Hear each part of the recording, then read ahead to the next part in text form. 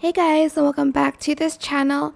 In this video, I'll be showing you guys how you can favorite games on Roblox and where you can finally find them later. So go to the game that you want to favorite. Don't press play, just select it. To favorite it, you're just going to select these three dots and you're going to select favorite.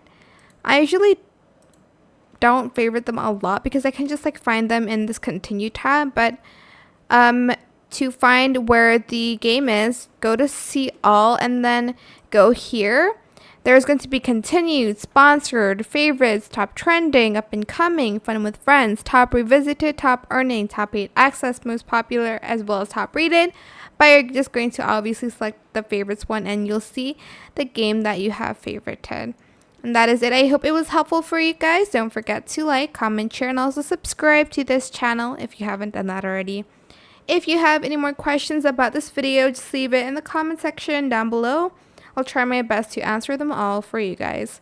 If you found this video helpful, please click the thanks button as well. That is it. Thank you so much for watching. Bye.